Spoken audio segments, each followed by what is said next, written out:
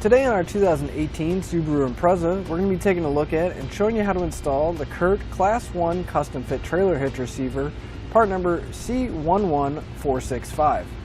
My overall impression of the hitch is that it's going to be great if you're only going to carry up to 2 bikes, because it is a Class 1, so it is going to limit us on how much we can carry and the accessories.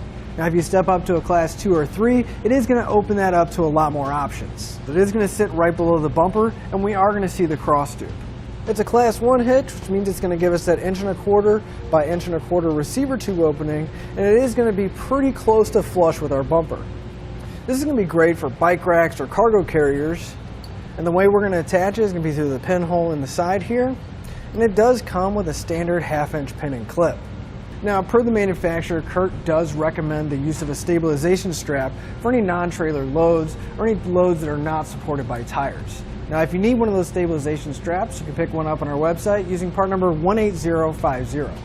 The safety chain connection points are going to be a plate style, welded to the bottom of the cross tube and receiver tube. And as you can see, we're not going to have too much trouble getting most size hooks on or off. As far as weight capacity goes, our hitch is going to have a 200-pound tongue weight, which is going to be the maximum downward force at the receiver tube. It's also going to have a 2,000-pound gross trailer weight rating, which is the amount it can pull, including the trailer and everything you have loaded on it. With that in mind, I want to mention you should double check your Subaru's owner's manual to make sure you don't exceed the manufacturer's recommended weight. I'd like to give you a few measurements, and those are going to help you when deciding for accessories like a bike rack or a cargo carrier. From the center of the hitch pin hole to the outermost edge of the bumper, it's going to be right at 3 3/4 inches. And that's going to be helpful if you're looking at folding accessories to make sure you have the clearance and it doesn't come in contact with the back of your Subaru. Now from the ground to the inside top edge of your receiver tube opening, it's going to be right at 11 3/4 inches. Now at that point, I would recommend getting a bike rack or a cargo carrier that has a rise in it so you have adequate ground clearance. Now that we've seen what our hitch looks like and gone over some of the features, let's show you how to get it installed. If we come underneath our car, right above where our tailpipe is, on our frame rail, we're going to have some plastic plugs. So on each side, we're going to have a total of 3, but we're only going to be removing the very rear one and the one towards the front of the car. You take a flathead screwdriver, just get underneath the side of it, and we can pop them out.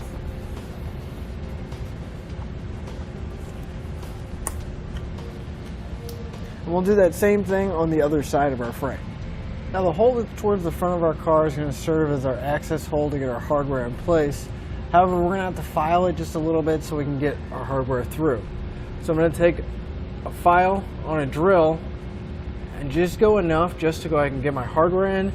And periodically you want to double check to make sure it fits.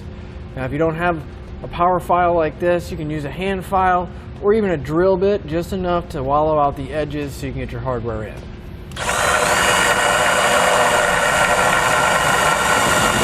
We're going to take our 1/2-inch spacer block, double check that it fits, as well as the larger of the 2 carriage bolts, which is going to be our 1/2-inch carriage bolt.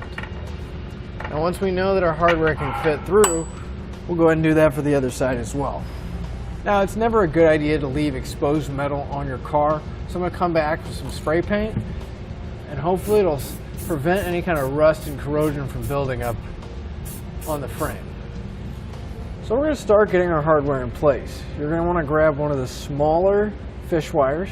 We're going to take the coiled end and go through the hole towards the very back of our car, and we're going to feed it through until we can get it at the access hole.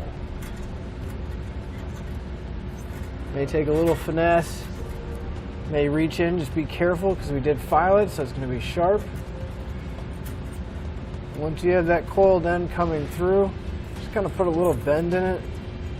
And you want to make sure that you leave the tail still hanging out. You don't want to pull it all the way through. And we're going to take one of our small square hole spacer blocks, slide it over the coiled end, and then take one of our 7/16 carriage bolts and thread it on there.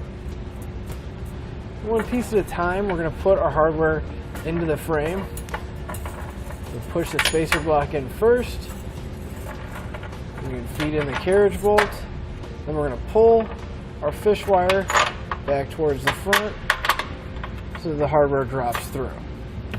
For our forward mounting hole, we're going to do the same thing, but it's a little bit different. We're going to take our fish wire, We're going to take one of our 1/2-inch spacer blocks and we're going to slide it over the coiled end. And we're going to take one of our 1/2-inch carriage bolts and thread it onto the end of the wire. And we're going to take our carriage bolt and feed it into the frame. Push our spacer block into the frame. And then we're going to pull everything down so it falls through. And we're going to repeat that on the other side of our frame as well. Now we're going to have one more spacer, and this round hole spacer is actually going to go on the forward attaching point, and it's going to go in between our hitch and our frame.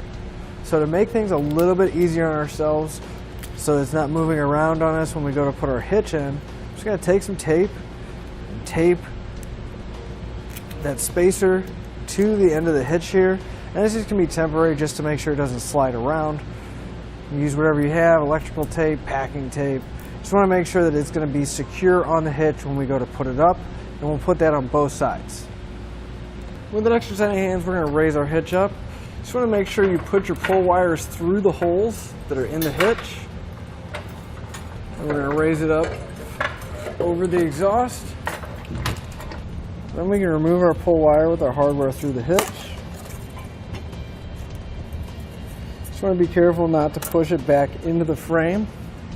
For the front, we're going to grab a 7/16 flange nut. We're going to get at least one started on each side, that way the hitch will support itself. For the forward mounting hole, we're going to take our 1/2-inch flange nuts and secure it down.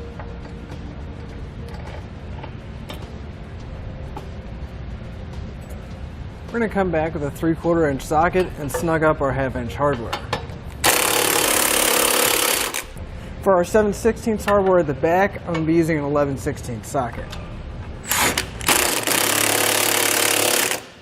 Now we can come back and we can torque our hardware down to the specified amount in the instructions. You just want to pay attention because the 1/2-inch hardware is going to have a different specification than the 7/16. And that'll finish up your look at the Curt Class 1 Custom Fit Trailer Hitch Receiver, part number C11465 on our 2018 Subaru Impreza. Thanks for watching. Click the link in our description below to shop, learn more, or visit us at etrailer.com. And leave us a comment if you have any questions.